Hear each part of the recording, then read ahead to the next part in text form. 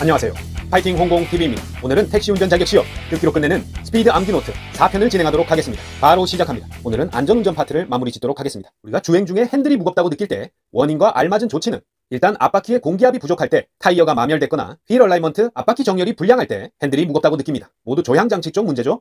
그래서 파워 스티어링, 조향을 가볍게 해주는 조향 기어박스, 파워 스티어링 오일이 부족하지 않은지 체크를 해보고 오일이 부족할 시 보충해주고 공기 빼기 작업을 합니다. 그리고 조향 기어 톱니바퀴가 마모가 심하지 않은지 체크를 하는 것이 핸들이 무겁다고 느낄 때 알맞은 조치가 되겠습니다. 하지만 타이어 무게중심 점검, 이런 것들은 핸들이 무거운 이유와 직접적으로 연관된 원인이 아니겠고, 허브 베어링, 쇼크 옵서버, 현가장치죠. 쇼크 옵서버는 쏠림 현상과 관련이 있지 조향 쪽 문제인 핸들 무거운 이유와는 관련 없습니다. 그래서 핸들이 무겁다고 느낄 때 원인은 앞바퀴 공기압 부족, 타이어의 마멸이나 휠 얼라이먼트 불량 등이 원인이 되겠고, 조치로는 파워 스티어링, 조향 기어박스 오일을 체크하고 부족하면 보충 후에 공기 빼기 작업을 한다. 조향 기어 톱니바퀴 마모를 체크한다. 이런 것이 알맞은 조치가 되겠습니다. 타이어 무게중심 점검, 허브 베어링, 쇼크 옵서버 불량은 원인이 아니다.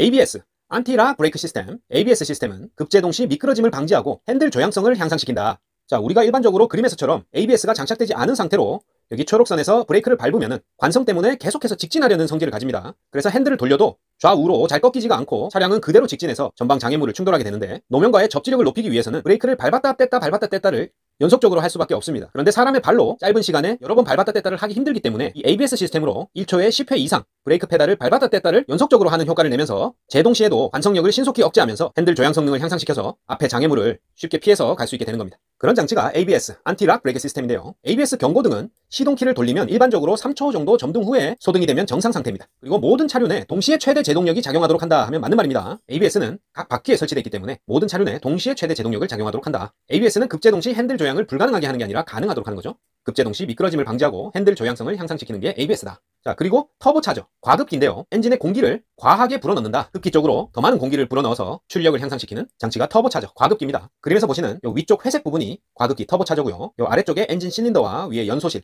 흡기 밸브, 배기 밸브, 분사 노즐이 되겠습니다. 자, 이쪽 흡기 쪽에서 공기가 흡기 밸브를 통해 연소실 내로 들어온 다음 흡압동배, 흡입 압축 폭발 배기 순으로 4행정 사이클이 작동하게 되고, 폭발 행정에서 연소실 내로 분사 노즐을 통해 연료가 무화돼서 안개 형태로 뿌려지게 되면 고온의 압축 공기가 자연 착화되면서 폭발을 일으켜서 피스톤을 아래쪽으로 밀어내는 그러한 상하 운동을 하게 되고, 커넥팅 로드와 크랭크축, 플라이 휠을 통해 동력을 변속기, 차축, 바퀴까지 전달하게 되겠습니다. 그런데 이 배기 행정에서 배기 쪽 밸브가 열리면서 고온 고압의 공기가 배기 라인을 타고 빠져나가게 되는데, 이 고압의 공기를 그냥 바로 빠져나가도록 두지 않고 이 터보차저에 이 터빈을 돌리는 동력으로 한 번 더 쓰면서 이 터빈 축과 연결되어 있는 왼쪽에 날개 모양의 임펠러와 디퓨저를 통해서 더 많은 공기를 흡기 쪽으로 끌어들이는 그러한 작용을 하는 것이 이 터보차저 과급기 장치입니다. 그런데 이 터보차저에 고장이 발생했다면 그 원인은 이 터빈의 날개가 손상됐을 확률이 크다. 그러면 이 압축기 날개 손상 요인은 윤활유 공급 부족, 엔진 오일이 오염됐다, 혹은 이물질이 유입됐다. 그랬을 때 이 터보차저의 터빈 날개, 압축기 날개가 손상되는 요인이 되겠고, 냉각수 과다한 것과는 전혀 무관하겠습니다. 그리고 터보차저 점검 시에는 흡기 쪽에 장착되어 있는 에어클리너 부품들, 에어클리너 엘리먼트가 제대로 장착되지 않고 고속 회전을 시키면 이물질이 들어가서 터보차저 압축기, 터빈 날개가 손상되는 원인이 되겠습니다. 그래서 터보차저 점검 시에는 에어클리너 엘리먼트 요소들이 제대로 장착되어 있는지 반드시 확인해서 터보차저 압축기 날개가 손상되지 않도록 해야 됩니다. 좌우 바퀴가 서로 다르게 상하 운동할 때 차체의 기울기를 감소시켜주는 그런 장치는 스테빌라이저입니다. 자, 롤링 방지 기능을 하기 때문에 안티롤 바라고도 하는데요. 좌우의 높이차가 달라가지고 뒤뚱뒤뚱 좌우로 흔들리는 것이 롤링입니다. 자, 그림에서 보듯이 조향장치들과 인접해 있어서 조향장치에 속하는 게 아닌가 헷갈리는 분도 계신데, 비포장 도로 등을 할 때 바퀴 좌우가 서로 다르게 상하 운동을 해서 차가 좌우로 뒤뚱거리는 것을 방지하는, 롤링을 방지하는 장치가 이 스테빌라이저, 안티롤바, 스웨이 바라고도 합니다. 그래서 고속 선회 시 좌우 진동을 완화시킨다. 스테빌라이저의 기능이 되겠습니다. 저속 회전 시에 시동이 자꾸 꺼지는 이유는, 자, 요즘 디젤 차에서 문제가 많죠? 처음부터 시동이 안 걸리는 것과는 좀 다른 문제입니다. 엔진이 회전 중인데 시동이 자꾸 꺼지는 이유는 연료 계통의 문제입니다. 연소실 내에 정상적으로 연료를 분사시켜주지 못하고 있다. 연료 필터가 막혔거나 고압 펌프 이상, 혹은 에어클리너 필터가 오염됐다, 밸브 간극의 이상이 있어서 흡배기 사이클 상에 제대로 연소실 내에서 혼합기가 고온으로 압축되지 못하고 있다. 그러한 연소 계통, 연료 계통의 문제가 엔진 저속 회전 시 시동이 자꾸 꺼지는 이유가 되겠습니다. 자, 요 그림에서 보시면은 흡배기 밸브를 제때 여닫는 것을 조절하는 장치가 여기 캠축, 캠샤프트가 되겠는데요.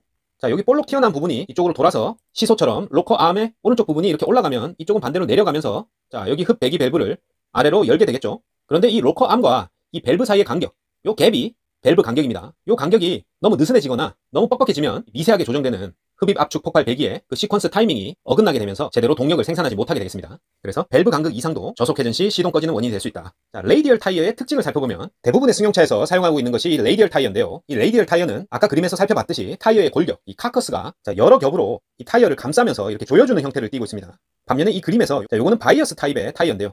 여러 겹의 코드층이 대각선 방향으로 이렇게 놓여지면서 직진성과 강도를 좀 높였다. 값이 싸고 비포장이나 대형차에 적합한 바이어스 타이어. 그리고 값은 좀 비싸지만 회전 저항이 작아서 코너링에서도 쉽게 미끄러지지 않고 고속주행에서도 강력한 제동 성능을 발휘하는 타이어가 레이디얼 타이어입니다. 접지 면적이 크고 수명이 길며 트레드의 하중에 의한 변형이 적다. 회전 시 구심력이 좋다. 고속주행 시 물결 모양의 주름이 생기는 스탠딩 웨이브 현상이 적고 고속 안정성이 좋다.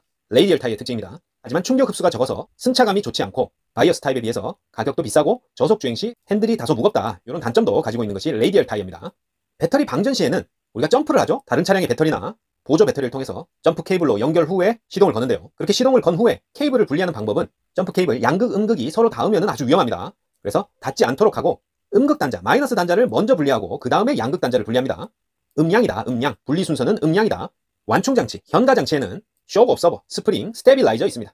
스테빌라이저는 아까 살펴봤고 쇼크 옵서버와 스프링 그림처럼 생겼는데요. 완충 장치니까 스프링 형태로 생겼겠죠. 쇼크 옵서버는 스프링 간 자유 진동을 억제하고 승차감을 향상시킨다. 스프링은 노면으로부터 충격 완화 역할을 하고 스테빌라이저는 아까 살펴봤듯이 옆으로 흔들림, 롤링을 방지한다. 하지만 타이로드는 조향장치입니다. 타이로드, 피트먼 암, 킹핀 같은 것들은 조향장치입니다. 우리가 타이어의 기능이라고 하면 하중을 지탱하고 노면 충격을 완화하며 진행 방향의 전환과 유지를 해준다. 하지만 열 흡수하고 열 방출하는 것은 타이어의 기능이 아니고 휠의 기능이죠. 이거 주의합니다. 타이어의 기능은 하중 지탱, 노면 충격 완화, 진행 방향 전환과 유지지 열 흡수와 열 방출은 아니다. 자, LPG 가스 누출 시에는 검지기나 비눗물로 누출을 확인하고 절대 화기를 가까이에서는 안 됩니다. 누출 확인 시에는 밸브를 잠그고 즉시 등록 정비 공장에서 정비를 한다. 누출량이 많은 부위는 기화로 인해서 하얗게 서리 현상이 발생한다. 그리고 액체 상태로 누출됐다? 그럴 때는 동상의 위험이 있기 때문에 절대로 손을 대지 않습니다. LPG 가스 누출 시에는 검지기나 비눗물로 누출을 확인하고 절대로 화기를 가까이 두지 않고 밸브 잠그고 등록 정비 공장에서 정비를 받아야 됩니다. 누출량이 많은 부위는 하얗게 서리 현상이 발생하고 액체 상태로 누출 시에는 동상의 위험이 있기 때문에 절대로 손대지 않는다. LPG 밸브와 색상은 충전 밸브는 녹색, 차단 밸브는 적색입니다. 충전 밸브는 파란불, 차단, 정지하는 신호는 적색이다. 연료 차단 밸브는 적색입니다. 내륜차와 외륜차라는 용어가 있는데요. 어떤 차의 종류가 아니고 차이를 나타내는 그 궤적의 차이가 내륜차, 외륜차입니다. 자, 그림으로 보시면은 우회전이든 좌회전이든 이렇게 선회를 할 때 차량의 앞바퀴의 궤적과 뒷바퀴의 궤적은 이렇게 차이가 납니다. 그래서 이 연한 회색이 앞바퀴가 지나간 자국이고 짙은 색이 뒷바퀴가 지나간 자국입니다. 그래서 앞바퀴보다 뒷바퀴가 이 도는 방향에 훨씬 더 안쪽으로 치우쳐서 궤적을 그리게 된다. 그래서 앞바퀴가 지나간 자국과 뒷바퀴가 지나간 자국의 그 차이가 내륜차, 외륜차인데 지나가는 방향에 같은 방향, 도는 방향에 안쪽 바퀴들의 궤적 차이가 내륜차, 바깥쪽 바퀴들의 궤적 차가 외륜차가 되겠습니다. 그래서 우회전 시 내륜차는 당연히 우측 바퀴가 안쪽이죠. 그러니까 우측 앞바퀴와 우측 뒷바퀴의 회전 방향의 차이가 내륜차가 되겠고 외륜차는 바깥쪽이니까 우회전 시에는 좌측 앞바퀴와 좌측 뒷바퀴가 바깥쪽 바퀴겠죠. 그 궤적 차이가 외륜차다. 좌회전 시에는 안쪽 바퀴가 좌측 바퀴겠죠. 그러니까 좌측 바퀴들의 차이가 내륜차고 좌회전 시 바깥쪽 바퀴는 우측 바퀴들이니까 우측 바퀴들의 차이가 외륜차가 되겠습니다. 그래서 내륜차는 안쪽 바퀴들의 궤적 차이고 외륜차는 바깥쪽 바퀴들의 궤적 차이다. 대형차일수록 그러니까 앞뒤 바퀴의 간격이 길수록 휠베이스라고 하죠. 휠베이스가 클수록 내륜차, 외륜차도 크다. 이거는 쉽게 이해할 수 있겠습니다. 자, 모닝 락인데요. 아침에 이슬이나 안개가 잦다. 그래서 잦은 우천이나 습도가 높은 날 혹은 장기 주차 시에 브레이크 드럼에 미세한 녹이 발생한다. 모닝 록입니다. 모닝 녹. 녹 발생이니까 아침 녹이 모닝 녹이다. 이렇게 암기하시면 쉽게 외워집니다. 모닝 녹은 잦은 우천이나 습도가 높은 날 장기 주차 시에 브레이크 드럼에 미세한 녹이 발생하는 현상인데 이를 없애기 위해서는 서행하면서 브레이크를 몇 번 밟아주면 녹이 제거됩니다. 자, 바운싱은 위아래로 요후, 롤렉스, PY. 자, 무슨 말이냐면 차량의 진동을 나타내는 용어인데요. 바운싱이라고 하면 바운싱 상하 진동을 의미합니다. 평행 진동이라고도 하고요. 요잉은 차체의 후부의 진동을 뜻한다. 자, 롤링은 좌우 진동이다. 상하 높이차가 좌우가 다를 때 좌우 옆방향으로 흔들리는 것이 롤링입니다. 그런데 그림에서 보듯이 차량의 앞뒤 방향을 X축, 좌우 방향을 Y축으로 이렇게 정의를 하고 있기 때문에 이 롤링은 이 축 자체가 좌우로 흔들린다는 뜻이기 때문에 이 X축의 흔들림을 뜻합니다. 그래서 X축이 흔들린다. 롤X다. 그리고 피칭은 Y축이 흔들리는 거기 때문에 앞뒤 진동입니다. 앞뒤 진동은 Y축이 흔들리는 거다. 그래서 PY입니다. 바운싱은 상하로 바운싱 하는 거고 요잉은 차체 후부, 요후다. 그리고 롤링은 좌우 진동, 롤렉스. 피칭은 앞뒤 진동, PY. 차량 진동에 관련된 용어였습니다. 다음 중 핸드브레이크의 기능에 대한 설명으로 옳지 않은 것은 핸드브레이크는 주차 또는 정차시킬 때 사용하는 제동장치 맞죠? 운전석에서 손으로 작동시키는 제동장치다. 핸드브레이크니까 맞습니다. 레버를 당기면 와이어에 의해 좌우의 뒷바퀴가 고정된다. 맞습니다. 핸드브레이크는 레버를 당기면 와이어에 의해 좌우 뒷바퀴가 고정되는 겁니다. 그래서 레버를 당기면 와이어에 의해 앞뒤 좌우 모두 고정된다면 틀린 답이 되겠습니다. 그림에서 보듯이 앞쪽에 핸드브레이크를 당기게 되면 자, 케이블, 와이어에 의해서 좌우 뒷바퀴에 설치된 파킹 브레이크 레버가 조여지면서 좌우 뒷바퀴가 고정되겠습니다. 다음 중 속도의 착각에 대한 설명으로 옳지 않은 것은 먼 곳에 있는 것은 느리게 느껴진다. 맞겠죠? 동일 방향으로 주행하는 경우 느리게 느껴진다. 맞습니다. 반대 방향으로 주행하는 경우 빠르게 느껴지는 게 맞고, 좁은 시야에서는 보다 느리게 느껴지는 게 아니고 좁은 시야에서는 보다 빠르게 느껴집니다. 그래서 좁은 시야에서는 빠르게 느낀다. 먼 곳에 있을 때는 느리게 느끼고, 반대 방향일 때는 가속도감을, 동일 방향일 때는 감속도감을 느낀다. 자, 정지 시력에 대한 정의를 살펴보면, 정지 시력이란 5m 거리에서 흰 바탕에 검정으로 그린 란도르트 고리 C표. 자, 이렇게 생긴 C 모양의 고리 C표입니다. 란도르트 고리 C표. 안과나 안경점에서 흔히 보는 시력 검사표에 있죠? 자, 어디가 뚫려 있죠? 오른쪽이요. 이렇게 대답하는 5m 거리에서 이 란도르트 고리 C표의 끊어진 틈을 식별할 수 있는 시력이 바로 정지 시력입니다. 또 하나의 정의는 아주 밝은 상태에서 3분의 1인치 0.85cm의 글자를 20피트 6.10m 거리에서 읽을 수 있는 사람의 시력을 말하고, 정상 시력을 나타내는 표시는 20분의 20입니다. 아주 밝은 상태에서 3분의 1인치 크기의 글자를 20피트 거리에서 읽을 수 있는 시력, 정상 시력은 20분의 20이다. 정지 시력입니다. 자, 움직이는 물체를 볼 수 있는 시력, 동체 시력에 대한 특징으로 틀린 것은 속도가 빨라지면 동체 시력은 저하되고 필요할수록 저하된다. 맞겠죠?